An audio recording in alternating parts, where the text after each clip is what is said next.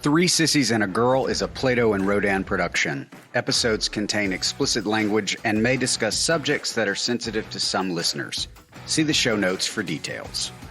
Three Sissies and a Girl starts now. Oh, that hurt. Oh, yeah, it was right on the hip bone. I don't have as much padding there as I used to. So, Matt, before we really get started, we have to talk to you about your volume level. Yeah, come up a little. See, you see where I'm at? Yeah, you're right here. A little. No. Your mouth should be in the center. Yeah, now yeah, but you can back off a little bit. You should be comfortable. Yeah, you don't have to hold it. It's not going anywhere. Project a little bit. No, what happens is when you're not loud enough and we're talking, the program that we use to remove background noise literally filters you out because it thinks you're background noise.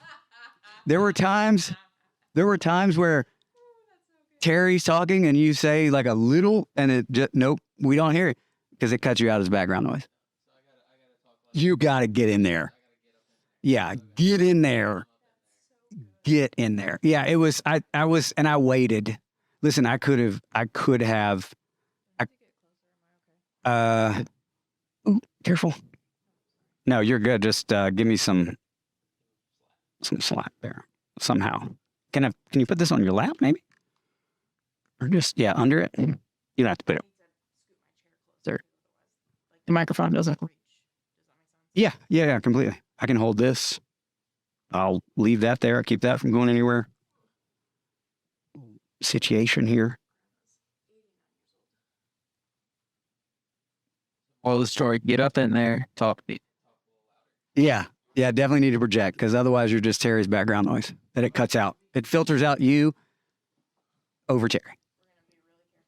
I got it. You're good. I got it. Ooh. Do I have to? Do I, Tubi? You are on Tubi? And on Hulu, yeah. Tubi and Hulu. Tubi on Hulu, huh? No, well.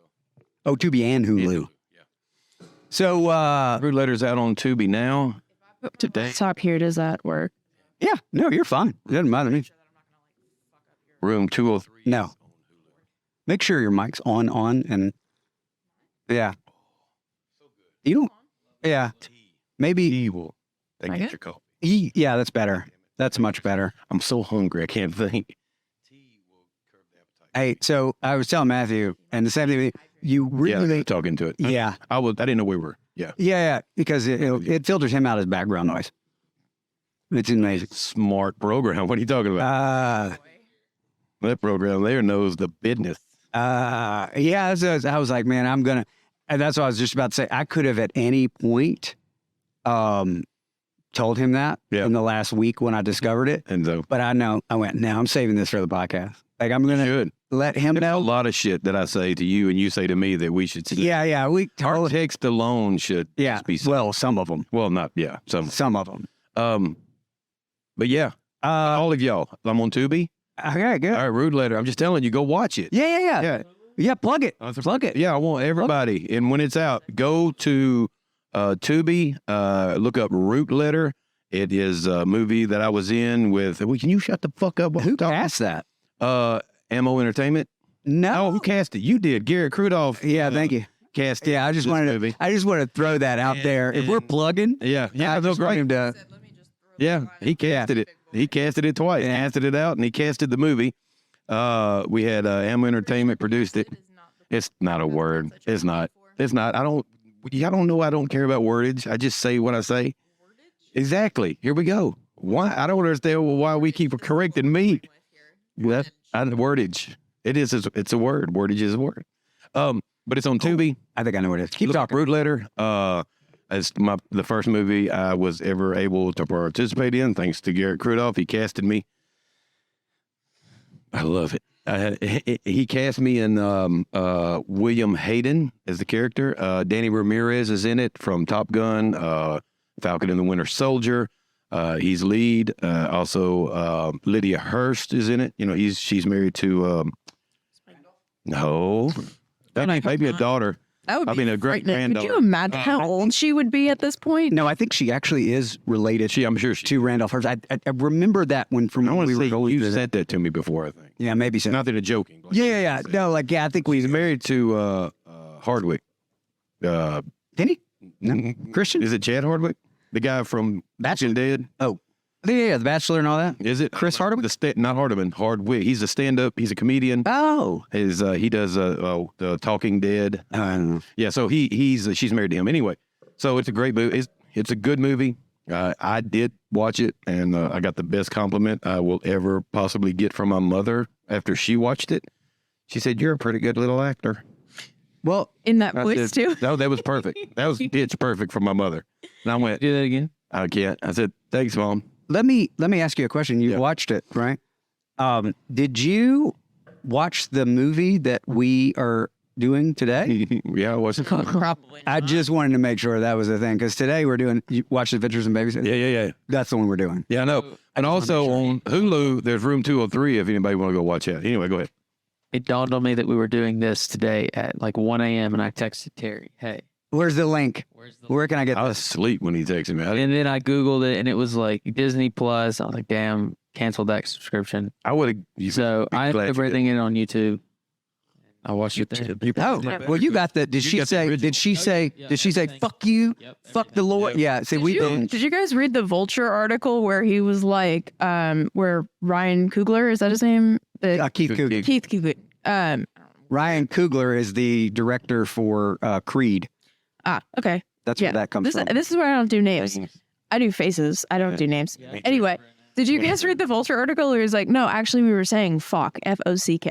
I was like, okay, bud. Okay, bud. Yeah, that's why Disney bleeped it out because you were saying fuck. Okay, buddy. I had to. What did it say? Getting? What did it say instead of kidding instead of shitting? Yeah. And it was funny because And instead of which. bitch? and which instead of it, I went and looked at it. So listen, Disney, you know I love you. I'm on Disney. I'm on a lot of shows. I'm on Disney Plus. You can go watch. However, Plug. but I want to talk to the new CEO of Disney for a moment.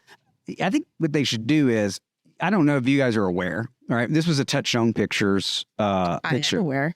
You do realize that I do more research than anybody sitting in this room right now. So it was a Touchstone Pictures. Touchstone was Hey, look at you. Touchstone was what Stepping it up. Disney used to. So Disney used to not put anything out that wasn't rated G under the Disney brand. So you wouldn't see that Wonderful World of Disney castle magic stuff, right? They would put that out as Touchstone Pictures. So this was actually a Disney film. So was it? Yeah. That was Disney, and it was why Disney has, and it was released through Touchstone Pictures. They did that with all their things. There was a lot of movie companies in the 80s that would do that. They would have kind of family-friendly fare that they would be known of, and they would take their edgier stuff and they would put it as a subsidiary so that it didn't muddy the brand. And so that's what they did with this. They put it as Touchstone. Anything that wasn't a G ended up Touchstone. So I think what Disney Plus needs to do, instead of, fucking, as I'd say that word, instead of censoring, they should have a section for these old Touchstones and the movies like that are. Well, you know what they did? Could do a censored and an uncensored. You know what they did initially What's that? is they put it on HBO Max initially. So that's where I went to look for it, because that's actually why I chose it initially, was because I was looking at, HBO Max shows or whatever. And I saw that it was on HBO Max, because I try for Youngblood over here so that he will actually watch it. I know. I have to find the free movies for it. Yeah. He's going to end up watching something on Daily Motion where it's sped up 1.5 times and it's angled at 45 degrees. Yeah. I told you about the last movie we watched. It was a VHS tape.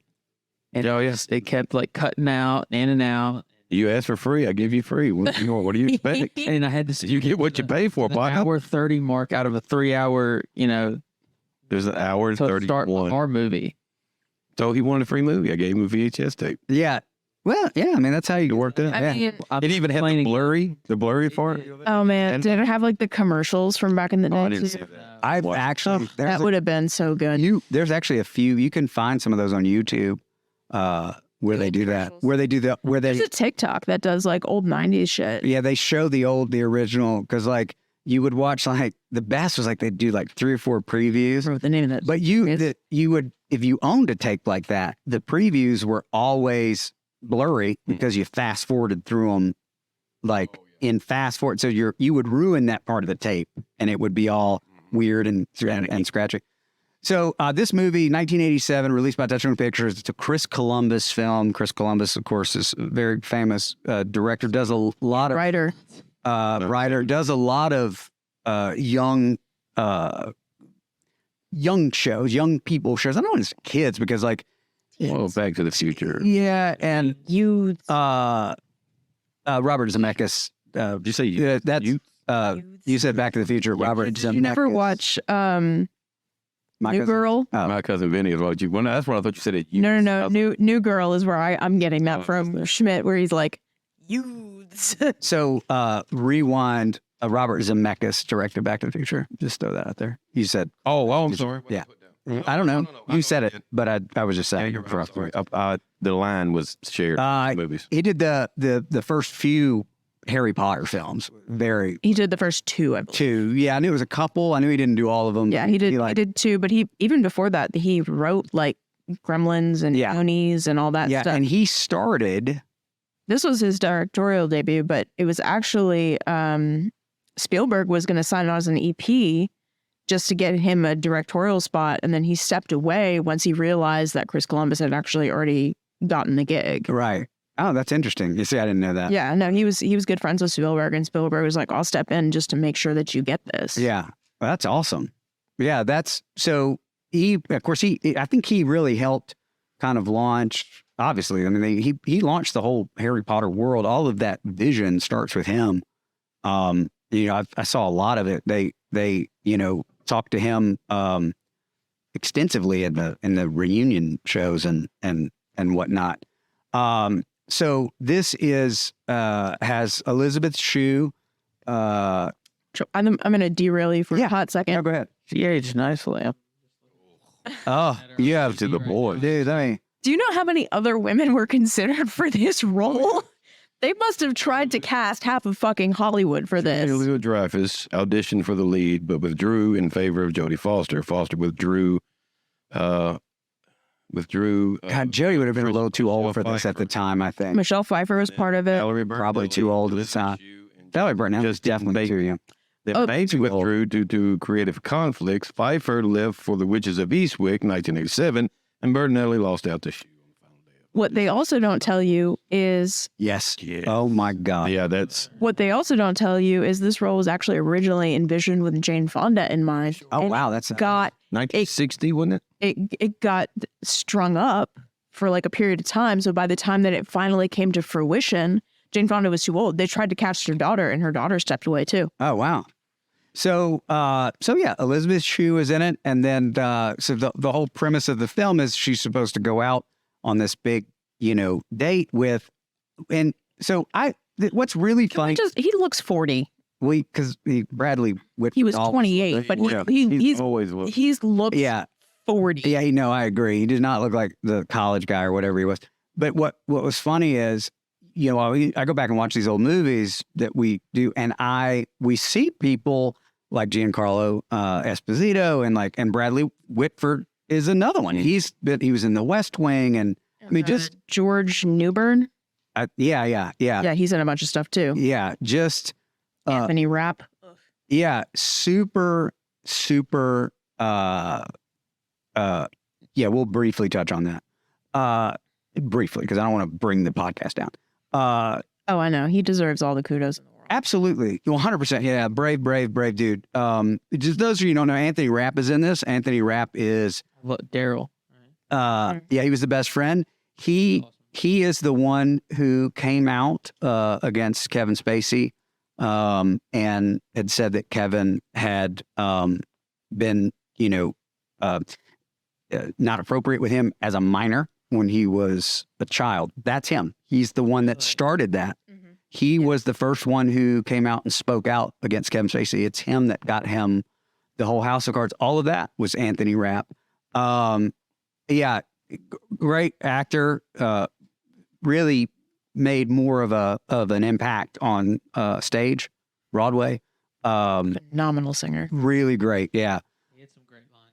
Yeah, he's really good. So that was, as I said, you see these guys, and Bradley Whitford was one where I went, oh my God, it's Bradley Whitford, because he shows up in the first. It's the premise of it. She's supposed to be going out on this anniversary date to this fancy French restaurant. I loved her outfit, by the way. Which, doesn't it strike anybody as like weird that these like teenagers can afford this really posh restaurant? Yeah. Like, Yeah. what? I figured he was older. Like he wasn't. Well, he's Because older. He looks 40. But he's not. I mean, I figured he was older than her. When she caught him at the restaurant. He's just dating younger chicks. That's what I thought. I don't know. Maybe Well, because like she said, he was 28. He was 28. She was 24. I got Yeah, from the because I did look to see. Which is why she seems so much more mature than they are. He called her little. Because, like, when you think about it, like 2 years and stuff really like that. don't So that I make a assumed that difference. he was just an older guy dating younger chicks. Is what I thought. Because when he What called, you get in the frat scene. well, he called her little girl. He called her. Listen, I dated when I there's nothing. I don't. Every college guy, when I was 18, 19, I dated 17-year-olds. I mean, like 16, 17. It's not uncommon. Well, yeah, because like when you're like, when you're 18, 17 is really not that big of a like jump, Right. especially like mentally. But I'm talking about the college scene where like there's no way between Anthony Rapp's character and that one drunk girl. Lolita Davidovich, by the way, then we were talking about her. That was her. Which by the way, That whole fucking scene I liked it. severely problematic on multiple levels. well, that not only is that scene probably there was other ones I had problems with this in the same context that you're getting to, but we'll get to those when we get to that part of it. So she thinks she's going to go on this date. I think maybe that's where my first kind of thing about black hose, I think maybe came from that brusher with her wearing like the black hose stockings. He heard something else. We're just not going to talk about what he heard. H-O. Yeah, no, I get it. I get what you're saying. Panty. You explained it when you said what she was wearing. I get it. The skirt, the shirt. I just love that outfit. She looks so cute. And anyway, I've always loved it. Always loved that outfit. I thought she looked so cute. And then even the other one was very kind of I love the whole grandpa's coat thing was cool. Anyway, now I'm getting into her face. That's a great coat. That was amazing. Camel. Yeah. From JCPenney. Sears. Minus the shoulder pads that could have cut your cheekbone Yeah. with it. But yeah. So she's supposed to go on this thing. Bradley Whitford shows up in a Camaro. Then Car. His car, yeah. His license plate I know. is his actual license Yes. plate. Oh, Yes. yeah. That was, well, also Is it then though? you go, wow, he was It's- playing a douchey guy. Yeah, but And he rolls up in a douchey car, which I owned. That same exact car, that same exact year. That's not that color though. Mine was like turquoise. And I had the ground effects. badass car. It was in the day a bastard. And I bought it post douche. Like I wasn't a douche when I because I wanted to be a douche though. Like I'd see those guys, like that's why I dated 17-year-old. Because I was like in high school watching all these college guys date all these girls that I wanted to date. I was like, well, when I'm that age, I'm going to go and fucking date your damn women, asshole. So God, it happened so much. It still happens. So I got the car. Here's the funny part. I'll tell this real quick. That car I actually bought that from my mother. She bought it from somebody secondhand. I think you told me this Yeah. before. And like she drove it like a little old lady Yeah. would drive an 86 Camaro. I did not drive it that way. But it only had a few thousand miles on it when I got it. I mean, it was like, a steal, right? yeah, I got it in the early mid 90s. I paid $5,000 cash for it in the mid 90s. Yeah. So I had that car, different color. So Bradley Whitford shows up, says, I can't go because I have to watch my poor sick sister, which we know immediately is a lie. He doesn't kiss her because he doesn't want to be contagious, blah, blah. Now, If you No. don't want to be contagious, why are you why are you there? showing up? And also, what is to stop her from being like, oh, you poor thing, let me bring some soup by later and like Yeah. show up at his house with Yeah. some soup. And the sister's like, I don't know where he is. Yeah, Like, no idea.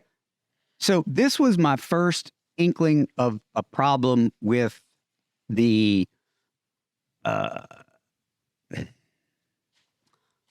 that scene was the first one where I was like, God damn it.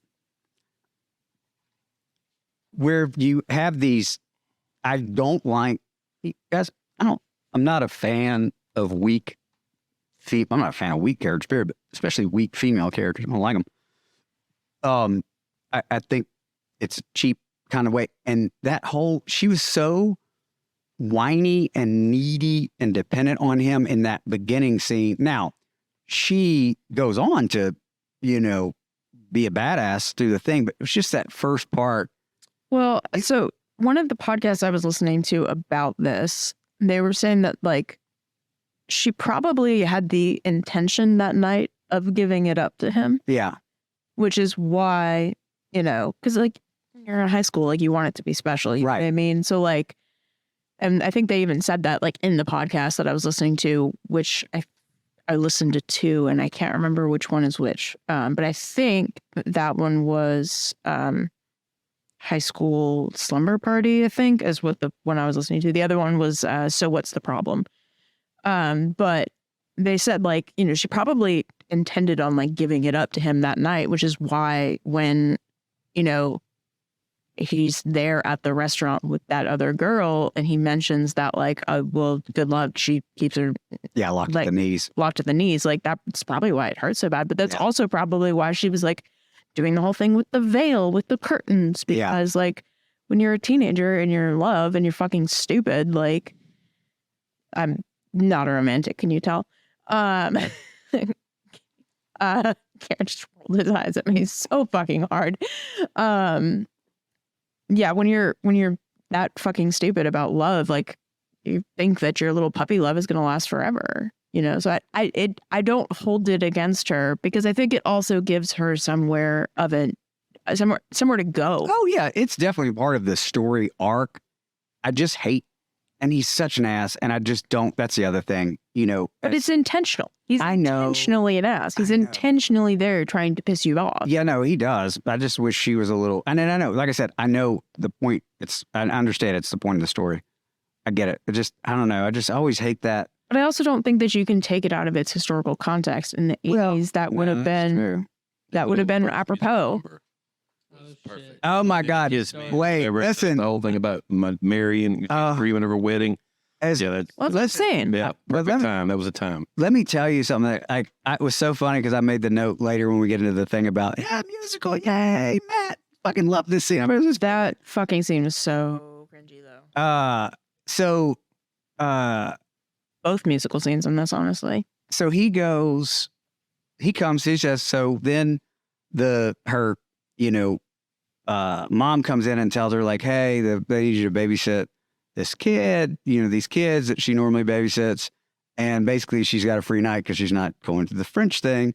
So she goes over to the kid's house, and there's Keith Coogan is playing the older brother who has a huge crush on, or he's the older brother of the younger kid, I should say, like not the older brother. Has a huge crush on Elizabeth Shue. Side note, Keith Coogan is the grandson of Jackie Coogan, who started the whole Coogan account and young performers being taken care of by SAG and having to have a portion of their money set aside for them. That is the Coogan account. And Keith Coogan, his grandfather, is who started that entire the lawsuit and stuff. Yeah. So what a great legacy to have. Yeah. So Keith Coogan, who's still an actor, still bouncing around doing stuff today. His grandfather was Coogan. So that's where we get Coogan accounts from. Which every young actor under the age of 18 who works in a SAG production has to have a Coogan account to be paid. I lost count of how many times you said Coogan. Keith Coogan. So Keith Coogan. Coogan. Keith Coogan, grandson of Jackie Coogan. You're gonna go through the creator of the Coogan account. Yeah, I would, but I don't know who was in between. So he's got. I don't have the little girl's name. She's amazing. Leah. Yeah. I'm just having my notes on. I usually Brewton. Yeah. Okay. She was great. So she's a little kid. She's dressed up as Thor. She's kind of still bumping around too, apparently. Yeah, a little bit. The whole Thor stuff. The Thor stuff was good. So I had made this note about Thor, and how this was like Fucking Vincent D'Onofrio. oh my God. I text Terry and was like, holy fucking shit. I forgot that was I forgot him. he was in there. That was initially for an unfeminine woman to play. Yeah, I saw that and I was like, ooh, that could have changed everything about that scene and made it so much worse. Him stepping in and they went to him and him doing it. You're kind of like, okay. Did anybody hear the little hero swell that they put in the music in the background? When he comes in? No. When he like We changed when his he- sword. when he changes his heart, there's a little hero swell that plays in the background, and I went, oh, okay, guys. And when she offers him really? the helmet, Yeah. and there's the and at the end you can hear the whatever. So And then there's like a little like, ding. another famous You giving this to me? actor, somebody became a leading lady and did some stuff in the 80s is Penelope Ann Miller. Yeah. Who played the friend. Man, God, she was fucking extraneous. Brenda is the friend at the bar that don't want you to get laid because she can't get laid. That's who Brenda is. Yeah. That's exactly who she is. She's shit on the boyfriend, which, okay, I get it. He was an ass at the end. But come You don't on. need that one friend that gotta like get me. brings you back to reality about your shitty boyfriend, though. And she makes terrible decisions, expects you to fix it. Yeah. She made some terrible. Fuck. That was so. Yeah. So that's her terrible decision is the catalyst for the entire film. Yeah. She runs away from home, ends up calling Elizabeth. And that was crazy. She's talking about putting her mom to sleep with pills or something. Then out of nowhere, I'm watching. It goes, Colette call from. I went, Colette call. And then it said Brenda. I went, damn, where the fuck is Brenda? That was part of the thing. There was a couple of things that were a little cringy there for me because of the Oh, I got one. because of But it's the at the end, so. yeah, me too. Probably Just someplace. one. No. This really got me. I was the line about the dad killing her and the stuff with the mom. It was like she probably needed to run away from home. Like it sounded like she was in a very bad domestic situation that you were like, I mean, yeah, if that was true. And yet at But- the end of the movie, they're but just like, how- okay, bye. yeah. But kids can also take and turn shit around. I mean, I And guess. go, I mean, I'm just saying, I'm not saying that it isn't. It 100% could be. Yeah. But you know how dramatic teenagers can be. We all have one. Not all, but Yeah. we have one. Yeah. And they Two of us have. Two of us have one. And they can The other been two through it are twice. practically Yeah, been through it twice. Yeah. I've been through it twice, and it's just three times. Three times. Yeah, I've been Going three through it. times. That's right. I got three of them. Oh shit, four of them. Never mind. Well, you hadn't gone the fourth one. You hadn't gone through yet. No, there's. You've only done three teenagers. Is that right? Yeah, that's right. Three It was teenagers. Alex. I was thinking Alex, but Yeah, you got the last. Count on his fingers. I had to remember my kids. Yeah, I thought I had five. I got four. We got four kids. Max has 11. But yeah, so you know how dramatic they can be about, oh, you killed me. I mean, you throw a rock at them, hit them, and they're all back like they're dogs. I definitely had the moments where I packed my bags for no reason, went to the front door, Oh, yelped out on. My dad was like, "All right, I would. later." I'd have beat. Oh, Yeah, no, I fucking Irish goodbye. Our entire west side of our house is sliding glass doors, and my bedroom is downstairs. I would go out the sliding glass door, hop the fence in the backyard, and be on my way down the street before my parents even fucking knew I was gone. Oh, yeah, I'd get to the stop sign. I'd pass the stop sign every day. that's when the fences go up with the razor wire around the top. I was scared. Listen, we're not trying to do a repeat of a Ronette situation with fucking Phil Spector here. Listen, Oh wow, listen. If I never did that because if I would have run away I from got home, my ass kicked. they would have been like, "You ran away. You don't get to come back." It could be that part too. Like yeah. you just no. We've moved on. Yeah. No, you're right. We put the house up for This is sale. where I'm at. Yeah. 15 up. Yeah. Oh yeah. For sure. Say, bitch. Yeah. Below that, Probably only last below that, 10 minutes. but below that, when you came back, For me. you got your Oh, ass once my parents figured out I was gone, you best believe my dad was in the Beamer circling the neighborhood. At least it didn't call. I have picked up in the van once. I made it down to my grandma's. Like the van with the candy. No, we had a minivan. Oh, I would have had to stay out past dark to run away anyway because I was gone all day as it was out in the woods. they wouldn't even wreck really. Yeah, they would have been like, "Is he here today? Where'd he Yeah. at? Where'd he go?" He was playing. I would have gotten eaten by a coyote if I stayed out at night. We have we to. bears Yeah. and Yeah. panthers and We had to call my parents. Oh, so ours are coyotes are fucking. oh yeah, we got. I'll walk around in the city, no problem. My parents just started calling friends' houses. Oh, Yeah, where's he at? Where's he Yeah. at? Where's it? Oh, Well, my mom always knew. yeah. Oh, there's. Well, they did because they knew. I mean, there's only a couple places. Yeah. Back on track. So Tab is a huge part of the '80s, but I Oh, track up a Tab. Tab was Diet tab. yeah. Them, What Housewives. Tab was diet. So Was it tied? Was it? Tab was all diet. It was only Because diet. I can't remember. I think that I was remember the whole drinking. point of My Tab. mom got it. Oh, basically like And One of RC kind of thing. Oh, yeah, I think maybe it was Tab. It was I dark. just remember Diet Pills and Tab growing up. Well, I Not on remember, my end. Yeah. I just remember housewives taking them. my grandmother would drink. That would have been a fucking shit ton of speed. You've been on some. It wasn't me. I'm just saying I've noticed. You noticed. Oh, yeah. Heavy That's duty. why all the housewives weighed 120 pounds and their heads were bigger than their bodies. My Flying over. I probably never slept either. No, a lot of them didn't. I A lot of shit remember, done, though. I remember my grandmother had two things sitting on her couch. Always had your clothes washed. She had Tab, and she had this bottle that looked like aspirin, but it wasn't. It was tiny, it looked like heart pills, but it wasn't. Oh, wait. I know this. one. Fin? Go ahead. No, go ahead. Fin. No, I know. It was it was like saccharin. It was just the little, but it was like a little tiny, Oh, My aunt had that. I like know a heart what you're pill. talking And I used to put them like they were heart pills. Yeah. Oh, it tasted awful. You know They what were I mean? terrible. I think so. Terrible. Like those Same thing little, as- like fake sugar stuff that you would put in like your coffee Yes, stuff. that's Yeah, my exactly mom it. used to use those. Little Horrible. They're little Yeah. pills, basically. Yeah, Then they made it And she would- sweet and low. That's pretty much what they turned. Yeah, it was They just made Yeah. compressed, same shit. compressed sweet And and low. that's the same aspartame. stuff. Yeah, That's why it tastes so. I hate fucking sweet and low. That pink is so bitter. Sweet and low's the worst. Worst. I used to drink equal till I figured out that I was. Well, you could do the aspartame. Yeah, I can do aspirins. I figured out, but I like the taste of it. Sweet and low has always been horrible, and every time Sugar now? no, God no, Splenda or stevia is usually what I usually I stevia. use Splenda. Messes you Like good that up. much worse than like Oh God, It just cuts. terrible for you. Well, it But depends on how much you it's- use. Moderation is not horrible, but don't use the high fructose corn syrup. That's Well, the and worst. biochemically, you know that it's like more addictive than cocaine. Yeah. Right. Oh, no. Yeah. Oh, yeah. Yeah. well, it was a sweet tooth, I guess. You ever tried cocaine? So Dude, I'm Cocaine's a hell of a drink. listen, I was telling my boss earlier today, I'm at that level of like sleep deprivation and like needing caffeine that I'm considering it. Oh, you should definitely try it once. I'm just like, think of all the things I can get. You get shit done. It's probably like laced with fentanyl. Oh, did you see the clear Oh, side? it's 100. oh my God, the clear that's old school. The old school. Old school. Dip cover upper. Yeah, with the brown. It had the Brown. brown. Yeah. I was. Current. Used all that. I was like, oh my God, I forgot about. There was so much about this movie I had forgotten. When she kept knocking the chocolate out of his hands about it for acne. for his acne, I was like, that's not what's going to cause that. But No. okay. Oh, and your semen in. The other. I mean, What's that? The semen? Yeah, just tell me, that's not what causes acne. I said no, hole in your semen in causes. Oh, You have to get it out. so Yeah. And that's why I never had acne. Oh God. Put it here, baby. Put it here. God damn, that was a good one. I'm proud of you. yeah, this Damn. one. Let's hope the AI doesn't cut it Hope out. it doesn't cut that out. Wait, can we play that? Oh, that was Find it. awesome. I'll have We can't fake that one. Sure.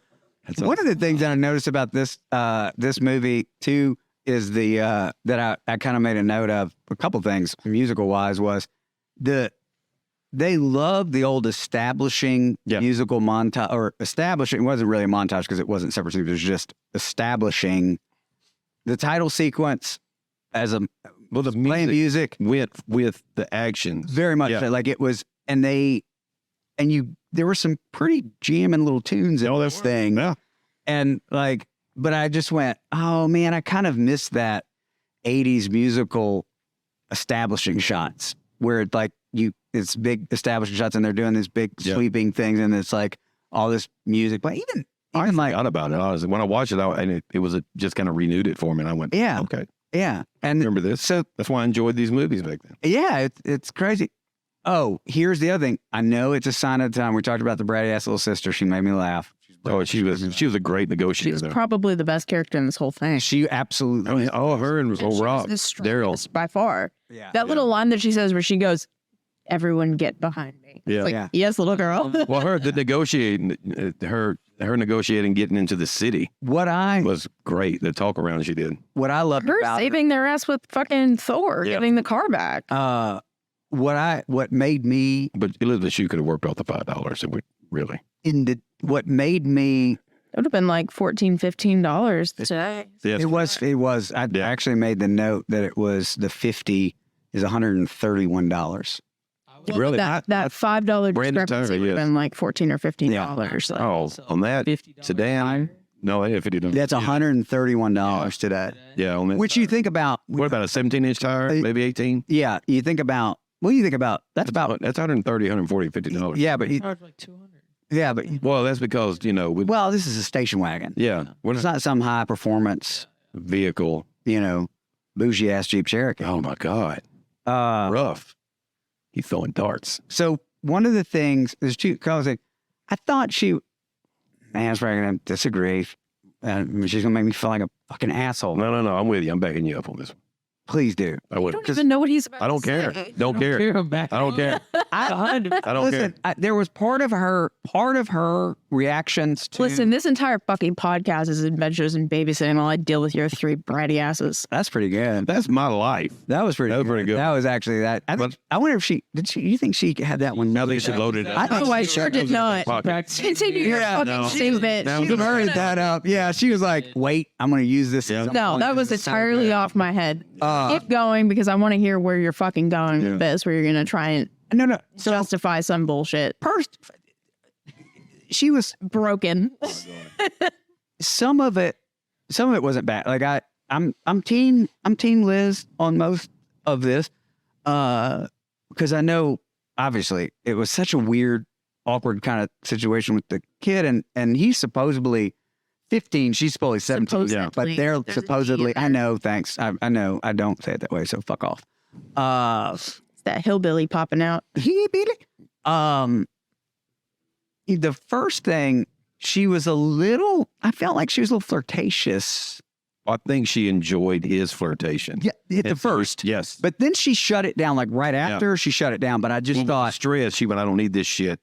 Then she shut it down because now she's got to get Brenda. I see what you're saying, 100%. just at the stairs when they first had the interaction, she seemed a little flirty. Oh, yeah. I didn't feel like I think she enjoyed it. I didn't. I think she was fucking with him. Well, that's my point. Yeah. She was fucking with him, and it felt flirty, and it felt like she shouldn't have been fucking with him then, because she was so honest with him the rest of the movie, and just that one part was the part where I went Well, especially She was a she little- knew how he felt.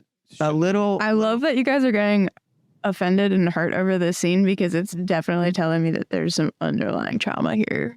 No. What fucking goddamn part of my life isn't underlying relationship trauma? Tell me that.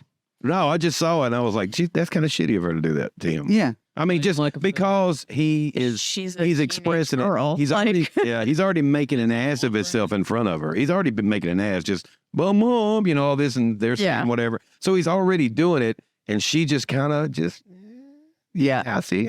And then all of a sudden it's went, what? No, I can't. What? Yes, I am. And he just kind of shut him down. Listen, I'm not saying she's not a bitch for it. I'm just saying, as Matt said, it's on brand for a teenage girl. Yeah. This is 100%. this is part of this is another one of those things where I know it's a sign of the times, and I went, holy shit. You hear me breathing into the mic? I'm just asking. I'm sorry. I just feel it. I'm trying to get close to talk. No, you're good. Okay, It's all right. One of the things I saw that was kind of like He's going to start like mouth breathing into the mic. He's just going to put his mouth on it. What are you wearing? one of the things that What are you wearing, Brenda? No, sorry. I put my mouth on it now because I want to be heard, damn it. We can talk about that later. one of the things that I saw I'll let you talk all day. that was a sign of the times, worrisome. I'm glad it's changed, obviously, because I have a daughter. Oh, yeah. But I went, oh my God. I don't want to murder anybody.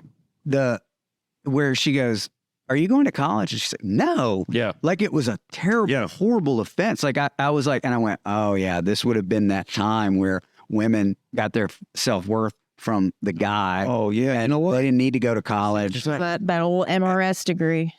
Yeah, it's just like MRS. What's that? Are you fucking kidding? No. Married. The Mrs. degree? Oh, where Mrs. they literally sent them to the MRS degree. They literally sent them to college so that they could find a man to marry. Wow. I didn't know that. I've never. I didn't know. Are you fucking No, I kidding? didn't. I Are you didn't know just that. being genuine No. right now? No, I'm I didn't know they genuine. I'm being genuine about the Mrs. degree because I never heard of it. I never Yeah, the MRS degree. Yeah. No, that was a real thing. And it I remember my grandmother, my Oma, they sent her to USC to get an MRS degree. Fucking joke was on them. She didn't do that shit. She got a did real- marry somebody that she met at USC, but she graduated with her degree. Yeah. Good. But I don't. Yeah, it was weird. It was like that was kind of a weird. So then we have they go through the deal, and they have to go pick up Brenda, Penelope Ann Miller, who kindergarten cop. That's kind of where That was like peak Yeah. Penelope Ann. All of her little exposition scenes made me cringe. Because obviously they are 100% playing on stereotypes of people in the bus station. From the I mean, this entire movie, they so- vilify every person of color, and they vilify. No, not true. Not true. Not true. Should People of color in this movie, I made the remark, or were several of the heroes in the film were people of color. Give me a second, because you cut me off. Sorry, Well, I mean- but you said they vilified all. Because they do initially. Okay. If you had let me fucking finish. I don't know. I don't think. Okay, I'm sorry. Figure out. Go ahead. So the premise of the film is based off of it's predicated on the notion that like all of these inner city people are, it's a big bad city. Oh yeah. It's all of that. And then you get like, Joe, and you see, oh, he's a car thief and he's so dangerous and all this stuff. And then he turns out to have a heart of gold, right? And then they get into the blues club scene and it's like, oh my God, it's all scary and stuff, which that scene was fully problematic for an entire host of reasons. Talk about white people inserting themselves and making themselves the stars of the show, but in an all black venue. But I mean, he doesn't let them get away with it. It's like everybody who comes through here has to sing the blues. Right. And he just kind of coaches them along and he helps them out and all that stuff. That's the last two dudes that came through and killed him. I doubt so. I'm just like, Yeah. there's a whole club full of people. Yeah, they were. Bullets talk. No, they'd have fucked. Those people would have fucked those dudes up. Oh, imagine. They sang the After the first shot or two, you think? They sang the blues. I don't know. Anyway, But they go through like all like even like the woman in the bus station. I mean, they make her out to be like when she steals her glasses back. Yeah. They make her out to be fucking horrible. Yeah. how'd she see those glasses when she can't tell a kitty? from a I rat? have no idea I went, how the fuck she know those glasses on her face? She done picked up a rat and fitted it. if she can't. rats. Look, right. if Oh, she which by the way, that rat was like it was a sewer rat. It was a white rat with the red eyes. can't- albino, yeah. Yeah. But like, how are you? Yeah, exactly. How are you gonna if you can't even tell that you're petting a first of all, a cat and a rat don't even feel the same. So I don't go pick up a rat, a wild rat. I'm sorry. No. You're not doing that. But Want like, a what's raw rat out in the world? You ain't What's picking up that? a raw rat. But you know what? You can't pick up an albino rat with red eyes. Because they can't see. Once that tail touches you, how do you not know? That tail ain't touching me. I can tell you. All right, now I'm gonna be so far away from that motherfucker. That tail. But like, how would you not be like, where are your ears? Like, that's the other thing. That's why I feed cats outside my house. Keep the rats away. Yeah, I keep that straight. And when I lose them, because cats outside cats go away a lot. Oh, yeah. I'm sad. Smokey. I'm sad. And I'm also lost out on another one. And then another shows up. I'm like, oh yeah, we got another one. Hell yeah, let's do this. That's how you know you live out in the country. Well, so that was funny. Dogs like that. It's funny that Alligators ate them. Anyway. well, it's funny. No, it's funny that she said that. Matt's city, but not really because it's fucking Shreveport. We don't really- still. But it is funny because should deliver. we are definitely Oh, yeah. very, country. Country. I'm not going to say the RURAL word because I don't think I'll say it right. Yeah, no, you're right. We're both very country. Let's try it. Rule. It just sounds like rule. It just sounds like rule. Like what I said, it just sounds like don't break the rules. Yes. Yeah. It's the same. I don't know how Do me a favor. The same. No. I say the same way. Look, I wanted to be Yeah. a cowboy. All right, go ahead. I was Trowel. Trowel? Trowel. Trowel. That's the thing you dig in the ground with. It's Are you serious? It's a spade. It's a gardening It's a implement. trowel. but Was that I right? wanted.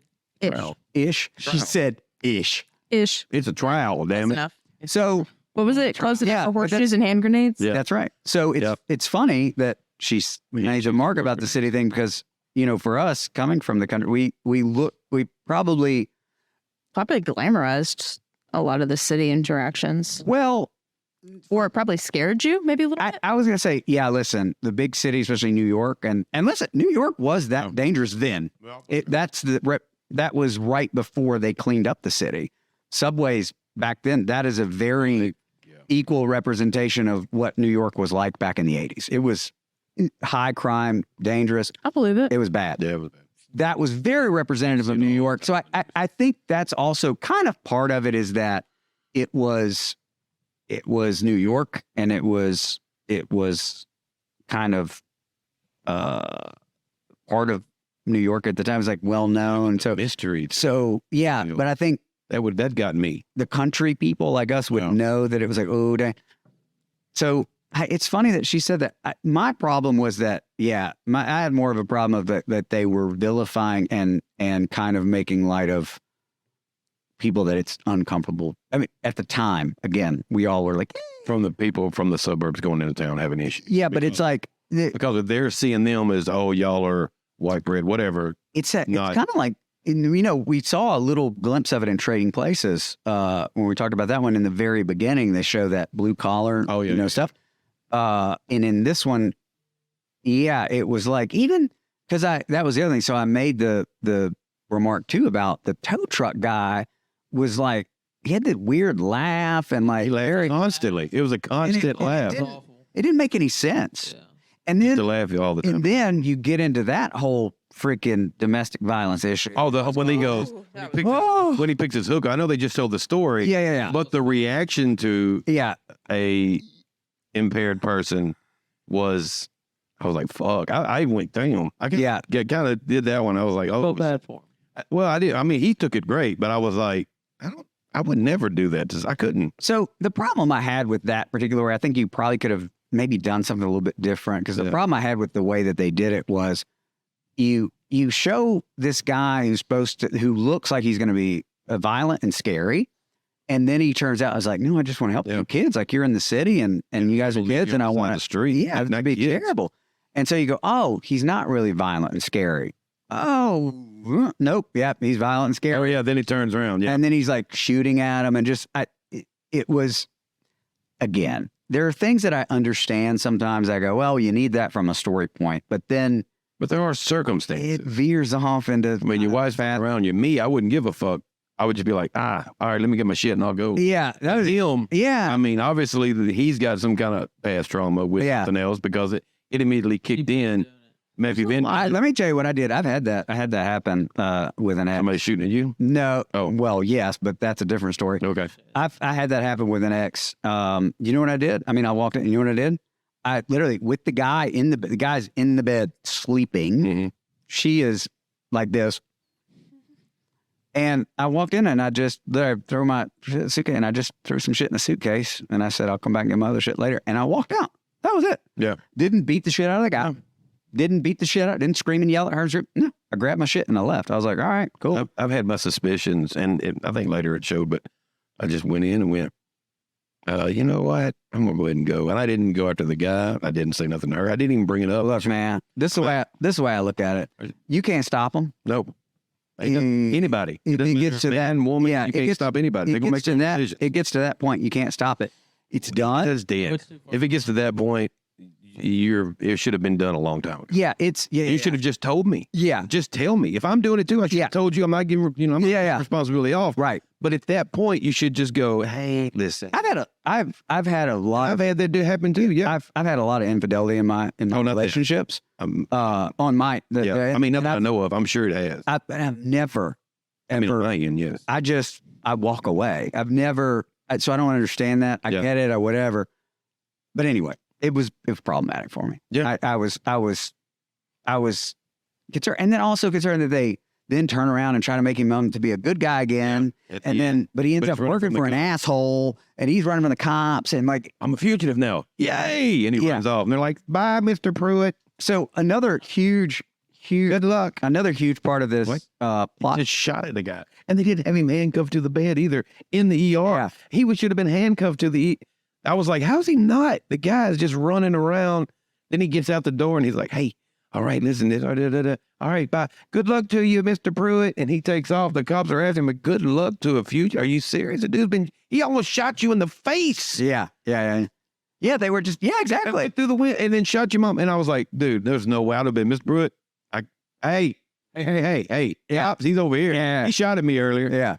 Hey, no way. You can't let that man out there. He killed somebody else. So one of the other huge plot points in the movie that kind of goes throughout is the centerfold, that she looks like the center. Well, here's what's funny about it. That's got to be her. They show it is her, but of course, obviously they showed it. No. They flew her out to LA to specifically take those clothes pictures at the Playboy Mansion for that. But she's clothed. No. No, No, they don't. closed. She's But I close. was about to Google and see if there is it out there. No, it's not That's not out because it never was. The whole point of that story that I was about to say is that it was such a PG rated centerfold because it was her in the back and turns out obviously they're making it like, and it was her too. She's not going to show, nude, but I thought it was really funny that the centerfold was so PG rated. Yeah. Like there was, the centerfold is what shows. Could have done without it though. I The think meat you could have found another vehicle for it. Well, they didn't really, Well, did they have another outlet back then besides Playboy? no. But here's the thing. Did it really, at her being mistaken, it didn't really add anything. didn't. You had a couple of lines where people like, you'd have the frat thing. That entire plan could have been written on something else. She could have looked like a movie star. She could have looked like somebody on TV. She didn't have to look like anybody. Well, she didn't have to do that either. But if you wanted to play it out that way, if you wanted to get laughed by somebody mistaking you for something else, you could have been, oh, she's that bikini model that I saw. You could have went a whole different direction with it. You didn't have to do Playboy, but Playboy was big back then. Playboy was What else I huge. could have done without a fucking child prostitute? I was going to get to that too. What made me so actually I wasn't. Wait. Hang on. Wait. I was not upset about the fact that she was a 17-year-old sex worker. I actually went, that's actually a pretty good little kind of thing. And they even brought it down. And it was a. Well, they never said sex worker, did they? But they just kind of like but threw she her just in said, I and ran away pulled her from right home. back out. But And I'm wait. 17, but I'm not saying she wasn't. Obviously, I understand She why was. they did it. Yeah, but wait. Well, you showed the inner city. Yeah. Wait. Yeah, go ahead. They did. She was a sex worker. He was trying to negotiate a date. With her. I was No, thinking but that. they never said it. The words. Well, no. Okay, that's what I'm saying. But it's in very implied. That's what she is. Yeah, 100%. She's 17 because she says, I'm 17. Oh, you're 17. So, and there was a very moment. It was very surreal. It was a moment of levity in this comedy. And I went, oh, that's nice. And then I even went like, that's really fucking poignant and true and all of this. And then they go and fuck it up. You know what with one line.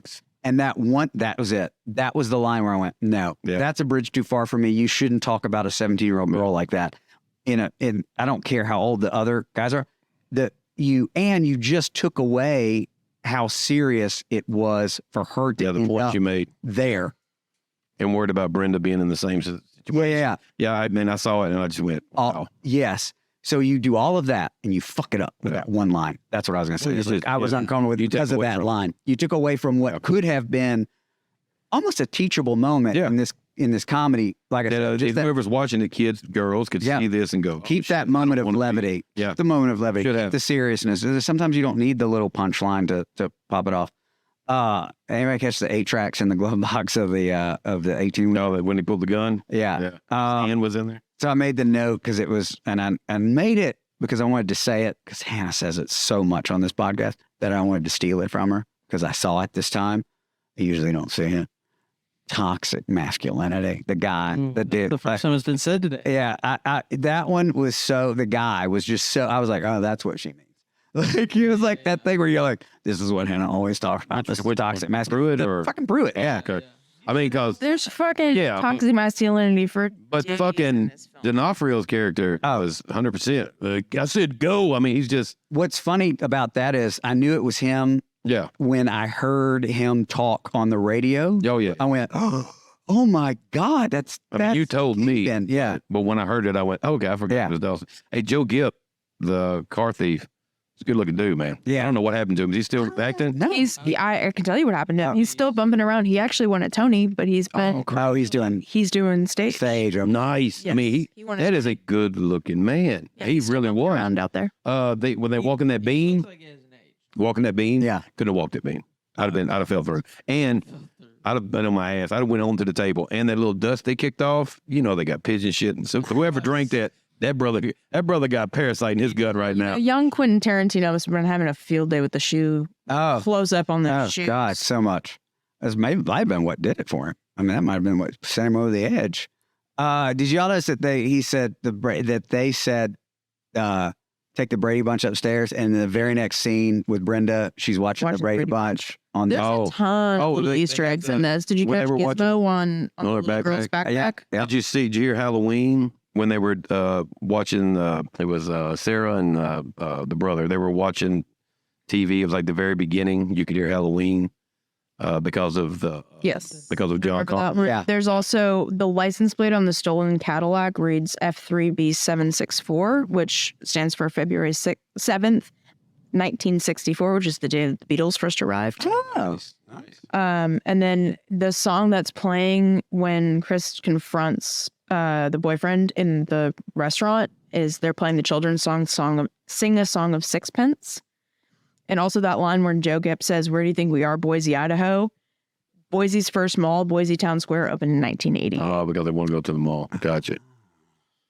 Uh, You slip me the money, and I slip you the wiener. oh, yeah. I went. knew you were I, going to call I me. made I just went, what? yeah. I forgot about it. Yeah. So when it hit, no, because I was watching Yeah. it play, and then I heard it. I looked back and I said, wait, what? Because I didn't realize she was about it. I just didn't know where she was at because I was looking off. And again, it goes back to, I get it. It's a funny line on the surface, and it's a funny bit on the surface. And, you, But when you consider that he's talking to a 17-year-old. and that she's like Man. fucking 95, right? That it gets like really gross. Yeah. Yeah, that was that again. It was like, some of this stuff was what wouldn't have been as problematic, but you remember that you're dealing with children, and that makes some of this stuff a little uncomfortable to watch when you remember that. Remember that part of it. Yeah, I just literally, that was my next note. Slip cash equals slip wiener was my next note. No, so when he goes, so then, he gets, we talked about them censoring and don't fuck with the Lords of Chaos or whatever it was. Yeah. What cracked me up was The knife. no, not just the, Which was shot in reverse, by the way. not just the knife thing, but when they walk in and she goes, "My friend was stabbed," and the nurse goes, "All right, this is what you're gonna do." I was like, "You're like, my friend is stabbed." They're holding him in this prone position. His foot's like got in his this is what you're gonna do. But also, like, they're going to treat a minor without any Yeah. parent or guardian. Yeah. They're not going to take insurance. You're not even going to ask the kid his name. Also, that doctor. You can't treat without. Was he drunk? Was the doctor drunk? Honestly, I think he was just burned out. He's in the ER that sees nonstop patients. I think he's just like, fuck. So he's probably going on 24 hours of no sleep. Fourth stab wound of the day. So here's something that, I mean, for Chicago, which I know you said New York, but it's actually Chicago. oh, okay. Yeah. Wouldn't have been uncommon at the time. Yeah. I forgot about that. Yeah. Yeah, most of that stuff was in Chicago. Matter of fact, everything took place in Chicago back then. That's where all those guys were from, probably. I mean, they knew it, so they wrote it. Well, they were capitalizing on the John Hughes movement of shooting everything in Chicago, which actually they shot in Toronto, and it was so clean in the city of Toronto, they had to fake some of the garbage. Oh, I believe that. Oh, yeah, they had to tell you. They cleaned it right before, didn't they? Then they had to go. So that scene in the alley where there's trash everywhere, Yeah. the city of Toronto had already cleaned that alleyway, so there's nothing in there. So they had to go scavenge trash to put it in the scene. By the time that they came back the next day, the trash was gone. Oh, Because the city of Toronto is so fucking pristine that they were like, well, shit. Ann would be driving a fucking Jeep. Who? What? Ann. Yeah. His name was Ann. Yeah, it just his whole So speaking of him, vibe with Jeep. they show up at the frat house. They left the hospital and show up at the frat house, right? Yeah. That whole... And so the part that, listen, again, underage, blah. So one thing I saw that was another little Easter egg in this, I felt was a little Easter egg, that they walked from the hospital to the frat house. So it's in close proximity. On the frat house wall, there was a sign that said "Quiet Hospital Zone," and I went, "That's fucking tracks so hard that they would be like steal a street sign that said "Quiet Hospital Zone" and put it in their dorm away from the hospital." It was such a little thing. The other part about it, before we start talking about kind of the problems of the frat party scene, was that was such a ubiquitous part of the 80s scenes. Party scenes with live bands. I was say house party got a house band. I was like, damn. Yeah, but how back to school? Yeah. Think about all those 80s movies where they had house parties with house bands. They're like expensive. We didn't have that. No, they What had the house hell? bands too. I like how Matt and I are just like looking at each other like, we had a... I mean, It's the aux cord. Yeah. Spotify. And some dude who has like... We didn't even have that. We had a boom box. Quotes, in quote. We had a mixtape. unless We have someone mixtapes. in the frat You guys carry around little pencils so that you could fix it. No, but you could always find one. So listen, You know what? That's why you're not a goddamn romantic, because you didn't grow up in a time where people gave you fucking CDs and mixtapes and all fucking romantic shit. that's right. Sorry, how'd that work out for you? It worked out great. I got plenty of ass. Yeah, worked out. Just Worked out great. You didn't make it. Did it now? So, Yes, I did. oh, Really? Yeah, I made mixed. I have had, 100%. I have I had, still am. I've I had- believe in love. I have had several. I love it. I've had, Ass makes Steal what? that line from the Chicks. I don't know. I had several. I do. I believe in ass I'm makes. pretty sure that's one of their songs. All my relationships have been successful. Yes. So Successful. I mean, at first. like, yeah, Well, I mean, my word too. They were great. Lolita Davidovich, Yeah. who Like, was moving on. going by Lolita David at the time. She didn't. That's why I didn't. Yep. They had her cast as a blonde, which, like, that's what the name was, blonde at party or whatever. But That's what she's. and that's she's not a blonde. No, she's not a blonde. I was like, no. No. So she went on. She did a few things. Did she do Blaze? I was just about to say that was the claim to fame. Also, one of the first movies I ever. My mom took me to see that movie. It was like a historical movie. She immediately regretted it. Yeah. Oh yeah. It's all boobs, and she's a She's a for overhead. yeah, she's a burlesque dancer, and she's lots of boobs, lots of sex. Yeah. And Paul Newman is the Daryl K. Long. Okay, long. Yeah, so that was her. That's probably like one of her first Was so young. things. And so, oh my God, listen. But you say I was a romantic, and then now I'm just fucking cynical because when he says, "I see my future in your eyes," I went, oh, Oh God, yeah. You found the line that's Oh. too saccharine. No, the one when he went, a girl like you only comes around once in a lifetime. I went, go fuck yourself, dude. So Don't lie. Both of you have said similar lines to I girls. don't remember. I've said a lot of things. but I'm definitely rushed. but- Oh, you need this? Okay, I'll go get Or it. you're like, what do you need? I'll grab it. Yeah, I'll pay for your car. But the difference is, here's the difference though. Some of us actually mean that shit when we say it. Yeah. Yeah. And that's the thing is you never know. Like, you don't know. Taking advantage of it. Yeah, it's like, oh, does he mean it? Does he not mean it? Or is he being the asshole? Oh, you say that to every girl. No, I said it to you, asshole. But I'll tell the next. So I said to Dan, this is the note I made to Dan. Also, not a romantic, because I say this. I go, you don't leave Elizabeth Shue to fate, Dan. That's right. You get her number. You don't be like, Guess I'll see you later. oh, Maybe I'll fuck see you later. Fuck you, Dan. That's Elizabeth Shue. You go get her. You go get her number. I mean, Oh, that- house number. I was like, wait a second. No, phone number, house number. Like just, but there's Yeah, but they didn't have cell phones, was my point. oh, yeah. I was thinking house number. how much like a cell phone in this movie, if they were a thing back then, would have made this all so much easier. Oh, well, most of the movie goes away. Most movies from the 80s go away with the invention of technology. Look at Well, but that's the whole thing with Trading Places is that they're so rich that they have a phone in the car. yeah. That's like the whole thing, right? It's I like, remember the oh, first time I wow. saw a phone in a car. My mother used to train dogs, and she trained the dog of a very wealthy man here in town. And that was the first time I got in a limousine, and I saw a phone, and I was like, oh my God.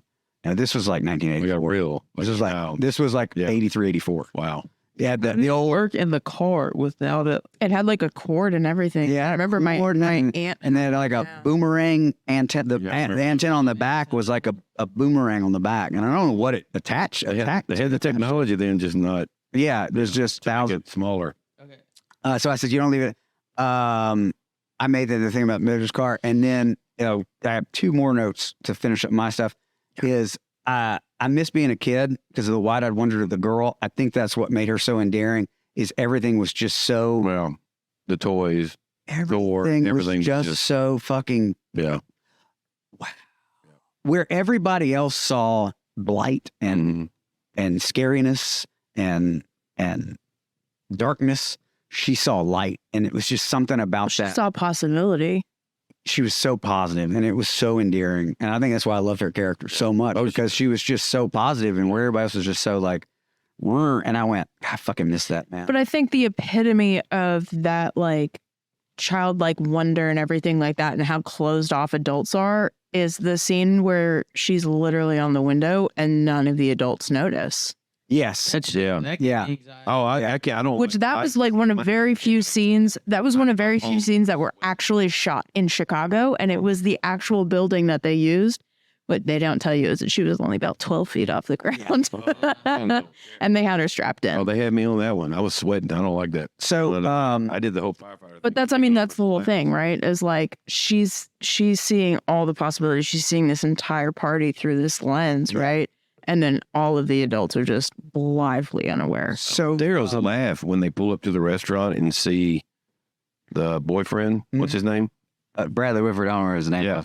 When, Mike, When they, Yeah. his laugh was perfect. off-putting. Just he sounded like he could have been the Joker. He's so His laugh was movie is great. his laughs were great, and when he looked over and went, I just started laughing because he thought that shit made me laugh so hard because I knew exactly what he was looking at, and it made me. I laughed at that one. The entire Well, movie. it was like he made it or whatever, and like, that's one we're supposed to went to. Well, looks like he made it. Laughed at. Yeah. Oh god, that was great. Yeah, he was my other favorite thing with him was he was like, I'm not gonna, kick you out to it. Yeah. He goes, I'm not, and just fucking Kick some- kick the shit. well, but out of her. that's the whole thing about those two characters is they really are perfect dichotomies of each other. Yeah. I mean, the entire movie, Brad is using his wiles, I guess, but it's his politeness, really, Yeah. to invent situations for himself. Right up to like walking up to the gangsters and introducing himself. Yeah. I was like, "What are you doing?" Yeah. He was. And then you have Anthony Rapp's character. Did anybody catch the Thor's a homo line though? And just Oh yeah, I think I might have missed that one. that was at the beginning. yeah, that's He at was the down- beginning. Oh yeah. That's at the beginning, and I want to circle back to it because I not only is it not necessary to say that, Right. I think Disney Plus changed it to "You're a Weirdo," which is Yeah, acceptable, I guess. Weirdo. Yep. It was That's weird. probably why I didn't catch it then. But That's what it was. Yeah, that's why. It was That's Weirdo. I want to circle back to it real quick, time. just because we talk about Anthony Rapp and how brave he is and everything like that. He's openly gay, so I mean, Yes. can you imagine? And by the way, the girl who played Sara, what's her name? Maia Brewton. Brewton. She came out as well. So can you imagine growing up doing this film and then hearing that line, Oh yeah. just being like, Yeah, that's wow. Yeah. Well, I never thought about it that way. That's true. yeah, Yeah, there was probably a lot of that in, I would imagine, as we, kind of transition. And I'm not going to go down this huge rabbit hole, but I've looked at a lot of stuff in that regard and how the evolution, how we've evolved, to be more forward thinking on those manners. But yeah, I bet there's a lot of that stuff out there where it was something that was kind of said. And, why don't you, Hannah, because if you could pull up our stuff and kind of bring us home, wrap us up, talk to us, find us down. Wait, one last thing. Yeah. Well, that's a part of any last notes. Okay. But go ahead. Okay. She's wrapping us up. That's what. That's Yeah, what- okay. Yeah. Yeah. No. No, it's fine. she's all shy now. No, it's fine. He's like, no, I'm not gonna say it. I'm gonna wait till somebody else says it. I'm not gonna say it. Fuck y'all. Well, hang on, I'm just vamp for me here. Oh, Trying to fucking get to the document. well, there was what was it? Who was Brad? Who was Brad? Who's Brad? No, No, who was Brad? I forgot. I'm hungry right now. I can't. Keith Coogan was Brad. Okay, yeah. Yeah, because Daryl was Anthony Rapp and Bradley Whitford was Mike. Okay, what's his name? Dawson. When he come down, and then whenever he got the money, he was like, "Yo, Vincent. just go." Vincent D'Onofrio. When he went, he looked and said, he had that smile when he got from the kid. That was Private Pile smile right there. Oh yeah, sure was. He had that. I went, Full Metal Jacket. yeah, Yeah. felt that one. God, he was like, Oh, so skinny. yeah, it was He's weird. Like he, Good. He's a good looking dude. yeah, I mean, he's still a good looking guy. yeah. But he's just more of a The blonde wig was a little. The blonde was a little much. That Oh, was- fuck. Look at the that one was on terrible. Iron Claw for me. Fuck. That was horrible. Yeah, Probably the same one. yeah, probably. Probably brought it back for him. Just cut it. Fuck. Oh, and well, I'll go ahead and since we're going.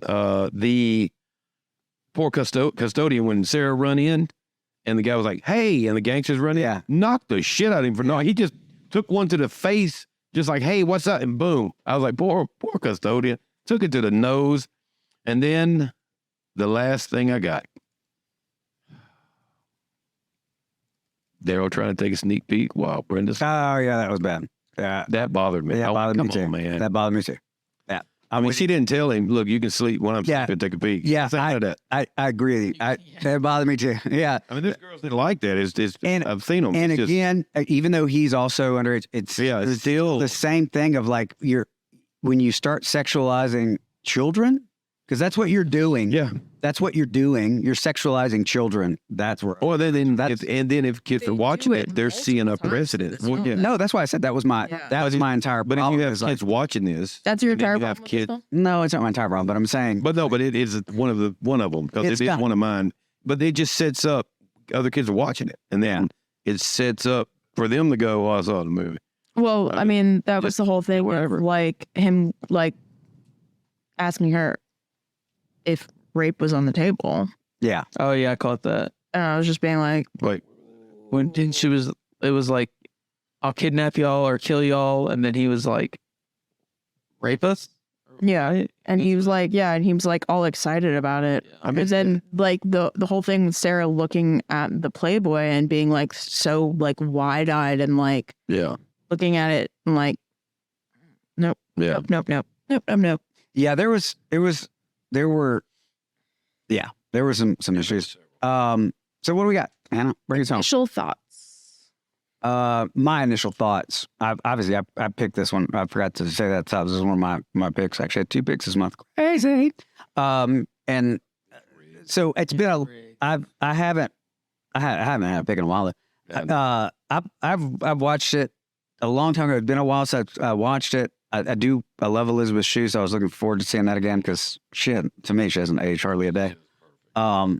And so, but I knew this one, I was already, I think Trading Places put me on edge a little bit because I was like, I would say I wasn't just, some of these, when I watch old movies that I really like, a favorite movie that I watch, and we have problems with it, sometimes it kind of like Sours a little bit. Yeah.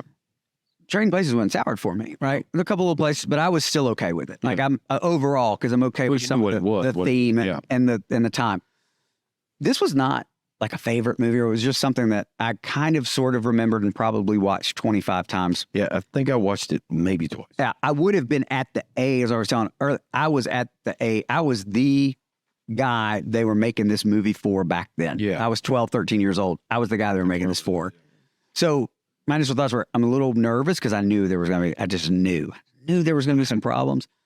So that was my initial thing. And then, some of my initial thoughts were I was almost braced for problems with this one, but was also kind of surprised that there was still some semblance of there was some wholesome aspects to it. I think that, which is kind of not really an initial thought, but like I said, I think the over-sexualization of the children was an issue. So that was my initial thoughts. Yeah. Terry? We're always going to find something. Yeah. I mean, we watch these old movies. We're always going to find, No. regardless of their favorites. Yeah. I mean, one of mine is Commando, which I want to put on. I think we're going to watch some Arnold shit. Yeah, I'll throw that on. Yeah, we'll throw it on there. We can throw all Arnold's on there. But anyway, there's definitely some shit in there. I remember being an issue with. So all my favorite, I mean, there's going to be some shit from back in that time that we're going to have issues with. I won't watch it again. Yeah. I mean, I've seen it already. I've seen it this time. I've seen it however many years ago, 30 years ago. Yeah. It was. I hadn't watched it since. Yeah. And I won't watch it again until we do another podcast in however many years. And if we forget that we did it, and then we'll do it again. Yeah. But God, I hope not. I hope not. But we are getting to that age. Yeah. We're gonna, hopefully we'll never start forgetting. But anyway. Matt? I had no idea what I was like getting into. You usually don't. Initial thoughts. Yeah, I usually don't. I tell you, my first initial thought was, son of a bitch, it's another fucking music. With that opening, I swear, I almost texted. I was like, what the hell? But Yeah, I felt it. like, well, let's see what happens. So Lots of musical numbers. then they had the blues and stuff. And, But the blues is cool. yeah, blues was cool. Yeah, that was cool. I actually made me laugh some of the lines and stuff. But overall, I was just like, I don't know. I thought that kid was gonna get kidnapped or something like that. I thought that was That's what his babies. It was gonna go let some kid. they went with the kidnap kid trope. What's your initial thoughts, Hannah? I mean, I saw the movie poster and I went, okay, this is about to be real 80s, like Yeah, it's very 80s. I mean, it's a comic book style. The poster is done in a comic book cover style. But they painted it while they were flat. They weren't climbing the building, just like they did Batman. I'm sorry, go ahead. Okay. Anyway, that was my initial thought. I was like, this is going to be very 80s. And it I was. have a lot of problems with this. And it sure did. So what I'm gonna do is I'm gonna go pre-watch a bunch of 80s shit and try to find one that's like really fucking wholesome and perfect, and then like I'm gonna send it. Homeward Bound. Yeah, no, watch. That'll be a problem. There'll be some problem. Something. The dog humped the wrong. Yeah, something. the dog did not get consent for humping some owner's leg or some shit. That's what happened. No, Garrett it's coming. Have to go deep. Yeah, I'm talking like back in Jesus. Listen, all I'm saying is you pick two movies back to back, one that says the F slur and the other one calls somebody a homo. So, well, that's what I have to look for. I have to look at it. Is there, though I was thinking about this too when she said that. God damn. But it's homophobia in the 80s was it was horrible. It was. She talks about toxic masculinity. That is key. Yeah. Peak toxic masculinity. We're still living with that. Yeah. That's what we're living with. That's why action movies were so big. Worst thing you could have been called in school. Yeah, absolutely. Gay. Yeah. Worst thing. Here's the thing else about this too. We're talking about toxic masculinity and stuff, and the action genre and all this. It's the whole reason why we have Steven Seagal. Is that? Oh yeah, that was such a big thing. Yeah, that they had to go out and create him because they didn't have enough people to make fucking movies, and they had to go. So, thank you. 1980s brings you all that shit. Well, that's what it was. Yeah. That's the worst thing back then. It could have. You talk about somebody's mother. Yeah. One. Yeah. Be called gay. Those two were fighting words. It was fine. I'm going to have to look and see if there's anybody that has any kind of thing. I ain't gay. What you talking about? And when you got to punch somebody in the face now is the way it is. What's it? Bechdel test. That's you, babe. And it passes. It passes all three. Good job. We got one that passed. She was stupid. Look, when they were having her and Brenda were having a conversation about that wasn't about Mike, I was like, oh, thank fucking God. Like, I really did. Was like, I did clicked off some. I didn't know all. Yeah. And just then the moms and like everybody, all the. Yeah. I was like, holy shit, we got one. Took long enough. Is it diverse? Yeah, very diverse. Yeah, very, very diverse. Even at first I went, same thing, kind of thing where I went, person of color is going to be the thief. But then when you walk in and there's a bunch of white dudes in the shop too, I felt better. I felt a little bit more at ease. Oh, then the main head guy. Spot the rogue white guy in the blues scene. I did just wandering around in the background. He was probably a PA that got lost. Yeah. Just wandered. Delivering water somewhere. Yeah. One single solitary white man. Actually, he went. And he just started running out, and then just too late. They got him. And they're like, we caught him. Are there any problematic characters that have to be changed? Jesus. Everybody at the bus station. A lot. Wow. Oh, there's a lot. Yeah. Everybody at the bus station, I think. I think I could honestly do without I think Daryl's dialogue needs to get changed. Oh, Daryl's dialogue? Yeah. Yeah, he's definitely, like the thing, like I said, the stuff with Brenda. I don't, like I said, don't have a problem with the young sex worker. I have a problem with the way they addressed her. Yeah. Because I think she's a good cautionary tale of the story. But yeah, it just was again, sexualization of children. Except for the fact that most of the time when you get sex workers, especially when they're that underage, it's not because they ran away. Oh, no, it's because they're being trafficked, which brings me to the point of what I had said on the last podcast is why we need to normalize sex work, because those kind of things don't happen. Because you can say, when you see something, they got to be 18 and up. Yeah, absolutely. But that's the point. That's why. So when there's a choice. So when you see women that are like on the street and doing stuff like that, then you, as a law enforcement, as concerned parties, let me see your card. Yeah, you can go up and make sure that this stuff kind of doesn't happen. But anyway, they're not running from their pimp or whatever. Yeah, that's terrible. Well, are there any stereotypes? Jesus Christ, the entire fucking movie. Everybody's a stereotype. It's 80s. Bradley Whitford, stereotypical douchebag. Dan, stereotypical nice guy. Yeah. The club, the black club was stereotypical. Yeah, stereotypical. Everything. Everybody. Yeah. Oh, the Jesus Christ. Fucking whole thing. Yeah. Yeah. The people on the bus station too. Yeah. Are there any? I think you should. Are there any characters that aren't stereotypical? The parents are stereotypical. Yes. Yeah. The bratty sister, the older brother, the entire movie is nothing but stereotypical characters. Would you remake it? And if so, who would you recast? I'm going to pause real quick because they did remake this film in 2016. Yeah. And that's why you've never fucking heard of it, because it was that bad. Yeah. It was, no, it actually, was 2 babysitters. Yeah. And it was young. And then because it pops up right after. If you watch it on Disney Plus, they'll recommend it Oh, to see, I you didn't- right when you're done. I watched it, but I stopped. Which is a shame because I do like Sabrina Carpenter. Yeah. I saw the trailer for it and I went, what the fuck is this? So I went and looked and I said, no, not 2016. I went back and found it, but Yeah. I think you could. it didn't look that good to me. I mean, but I'm fucking. Just one of those movies that, like, for me, this is one of those things where this story does not need to be told again. No. If it wasn't as good the first go around, there's nothing to update necessarily. Nope. You know, as Matt pointed out, if you do start update it, you'd have You to change make it. it, you'd You have to change make it the a period. story. You'd have to make it a period piece anyway because you'd have to sell it. And if you do that, it's pointless. Because that's the thing. That's the kicker to the whole thing. Call, one text, and everything's fixed. Done. Yep. Done. Yep. Uber. Bert, yeah. You know, like Well, just to get you out of the city. The day. I said, thanks for using Uber Yeah. Just for 5 stars. I'll ask you a question when it's done because I can't do it. Yeah, I here. got you. But yeah.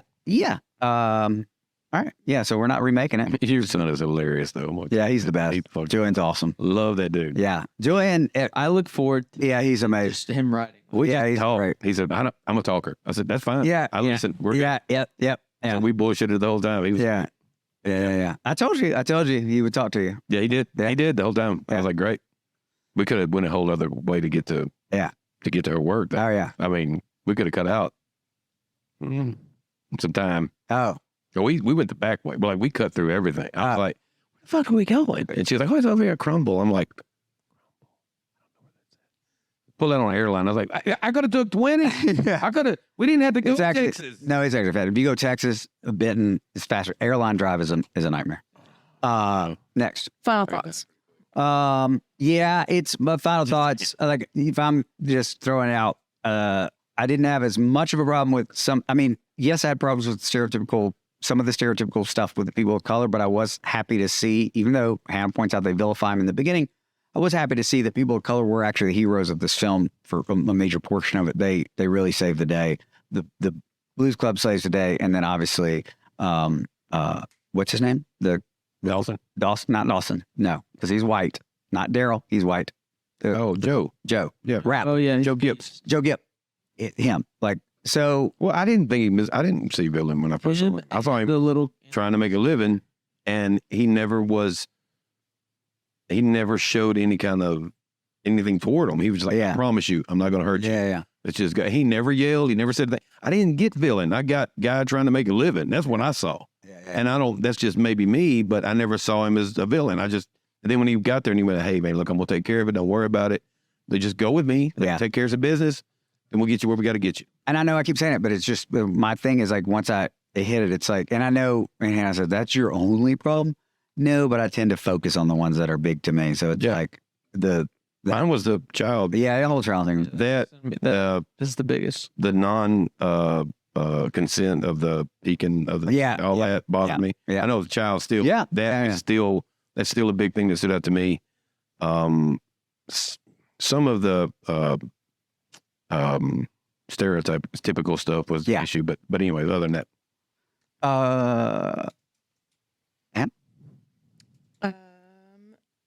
Let's go to the revamped version of the theme. Yeah, you want to explain that?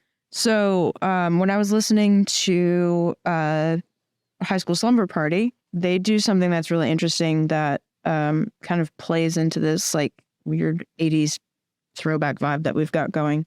And I actually had to ask Garrett about this. But I guess back in the day, Blockbuster used to do a rent to get the third free type deal. And so we've watched 2 movies.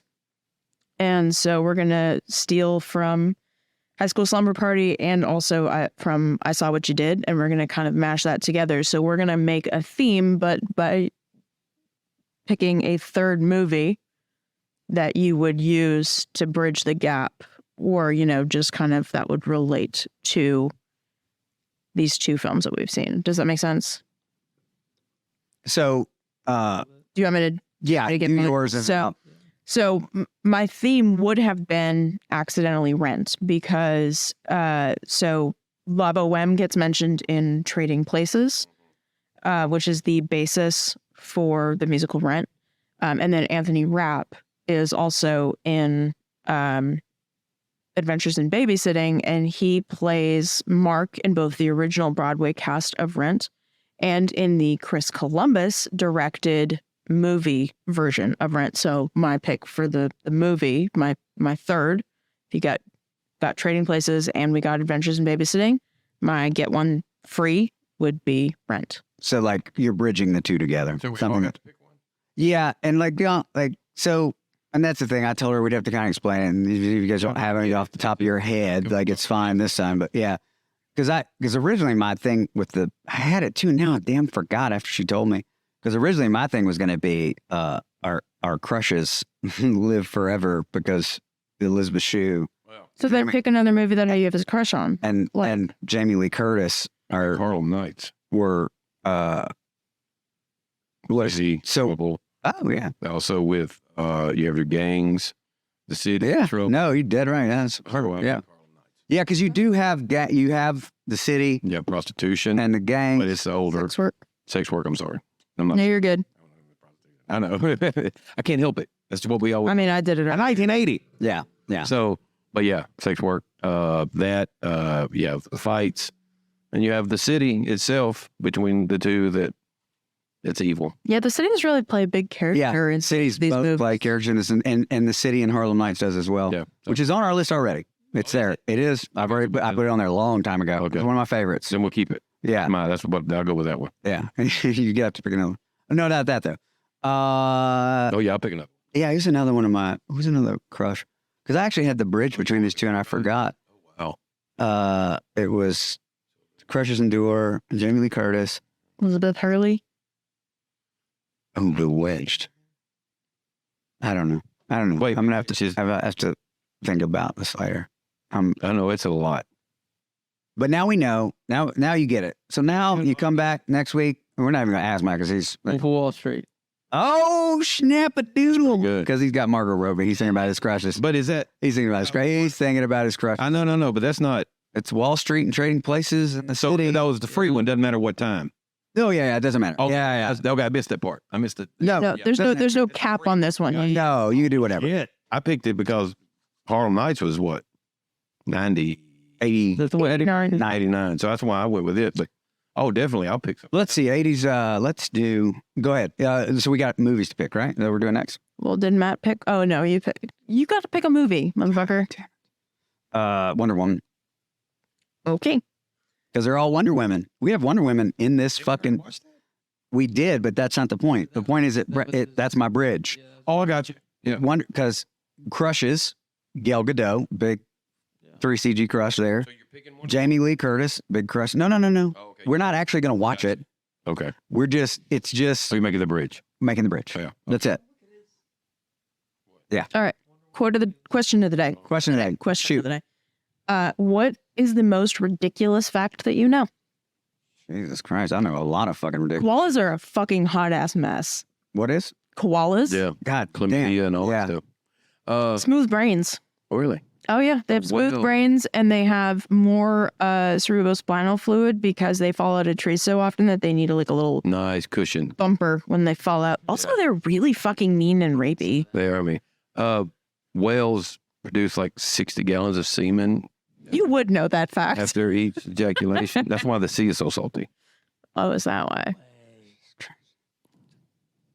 I don't think that's why the sea is so salty, Matt. Sorry to burst that bubble. Circle back around to me. I crazy. Are you looking up crazy facts now? No. I was looking at my whale semen thing. No, I was. Oh. I'm not a lot of, I'm not a facts kind of guy. I'm just gonna fly off the seat. Process guy like, I'm not. I don't know a lot of interesting. You don't know anything about cars or like A big fact guy. I mean, when has I ever been like, this is a fact, or come to y'all with like a weird fact? I thought you Probably No, no. history of never. that's like the story of my fucking life. Hey, guess what, guys? 13,000 feet of film in 3 days for this movie, by the way. See, that's Did you? Let's see. How about? And 3 cameras. How about? Did you know that you only? No, of course I only do this out of one all the time because I only have one. But did you know you generally only breathe out of one nostril at a time? Yes, I did know that actually. You don't breathe double. You're usually only breathing one out of time. Now I breathe out of one because I have a deviated septum, so I only have one nostril. But yeah, They're working off one. yeah, I'm one. I don't know if this is true. I heard it was a fact, but that in our sleep we swallow like on average like one spider a year. Oh yeah. Yeah. There's also like a set amount of like spider legs and like various legs that are allowed in That's chocolate. 100%. It's allowed in that. It's also rat turds and rice. Yeah, let's do the movies. Yep. Yeah, I'm with you. What are you adding? Yeah, it's 40 to 60 gallons. What are you adding? Movies? Yeah. Circle back. We're doing 1995 below. 89 and below. 89? Are we doing 89? Oh, then? Yeah, I'm gonna do Dr. Strangelove. Nice. Did we do Dr. Zhivago yet? Bull on there. Oh, yeah. 1960. I don't think it is. I'm adding Raging Bull. I thought we added Raging Bull. That's what I had. But Maybe not. I don't know. I don't think so. I know Taxi Driver's on there, right? Raging Bull is on there. You already picked it. Yeah. I'm gonna go right on the edge of our picking. Indiana Jones and the Last Crusade. Oh, that's fucking awesome. But nice. That's a good What year is that? 89. airplane. Is that on there? Nope, I don't think. What's the airplane? My was first airplane. What year was that? Man? Mad Max. 1980. What year was Mad Max original? 79. I thought it was 70. So I wanted to do it. 70, 80. Yeah. Mad Max. The Road Warrior could be mixed. It's fine. It's the same. It's 82 somewhere. Is that A it? couple of years there. Well, we need to pick. Give me yeah. a hot second. Sorry. We got our next two. When was the Thunderdome? That would have been like mid 80s, They 87, all fit. 87. Oh, we can all watch all of them. 87, I think maybe. I like Look at it and see. him. Yeah. Oh yeah. He's just such a fantastic. He is a good dad. He's done a lot of good work too. He's just, everybody has bad days, man. That's the way it works. This is a pretty fucked up shit. 85. Yeah, don't long. 85 for the Thunder. But what was the one that I really did like with Braveheart? Is that him? Yeah, that's pretty hard. What's the one with the Patriot? Patriot. That was good. Those are the only two. Heath Ledger, and that's that goes. I think his debut. That was Really? Yeah. Those are the only two Mel Gibson movies I've watched. I do remember liking The Patriot. I thought Patriot was so cool. Yeah, back in the day. The little army men down to like make the bullet. Yeah. That was so cool. Yeah. I don't know why. Yeah. Yeah, because his son. You just do the numbers. I always just do numbers. And Yeah, it's just give me a second. what's a lot? Yes, and you got to think about it. Say I was hoping that it would let me like. No, I mean I'm not going to go that way, but he has done a lot of good things. He's just had some bad times. yeah, work. He works. It's just not A-list stuff right now. Yeah. I mean, no, he's on something. He's working. Yeah, he's put out a couple of movies. He works in there. On something that's coming up that's pretty nice. I can't think what it is. I read it the other day or saw it. Okay, dokie. We're waiting on our movies. Picking out the movies. Movie. I got up a. So it's starting to, starting to earthworm a little bit. Then it starts going, Stop. I'm just starting to get like that. You work tomorrow? All right, here we go. Saturday. So you're going to club tonight? No. I got a headache and I'm tired and I'm hungry and I'm going to go to bed. 13. Oh, did you finish White Lotus? Blazing Saddles. Blazing Saddles. 4. Nice. Ooh, that is gonna be a motherfucker. That's a bind. Yeah. Woo, we're gonna need about 3 hours for that one. Whoa, good God, that's gonna be fun. Hannah, have you seen Blazing Saddles? Yes, of course. Oh, okay. I've never seen it. Oh, you're in for a fucking treat. Make sure, don't watch that Disney version. Yeah, don't watch the Disney version of that one. You will get a fucking joke. Watch the Disney version. Bring that one on YouTube. I'll find it for you. Understand. I want you to understand one thing. Mel Brooks hired Richard Pryor to write the black voice in this film. Okay. Richard Pryor was actually supposed to be Cleavon Little's. He was tough to like, I think the deal was the studio didn't want him because he was tough to work with because he like. And then it's mine, Rebel Without a Cause. Oh, nice. Haven't seen either. All right. Well, that's it, guys. Rebel Without a Cause and what was it?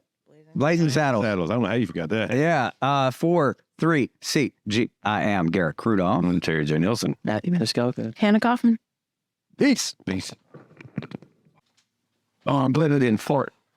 Yeah, probably did. Three Sissies and a Girl is hosted by Garrett Crudoff, Hannah Kaufman, Terry Nelson, and Matthew Maniscalco. The show is produced by Garrett Crudoff and Hannah Kaufman and co-produced by Terry Nelson and Matthew Maniscalco. The show is edited by Garrett Crudoff and post-production is supervised by Hannah Kaufman. Our theme music is by Alexander Rufire and is licensed through Envato. Hey guys, if you like what you hear, follow us on Instagram at 3CG_pod. That's 3CG_POD. Twitter at TCAAG2, or search for us on Facebook at Three Sissies and a Girl.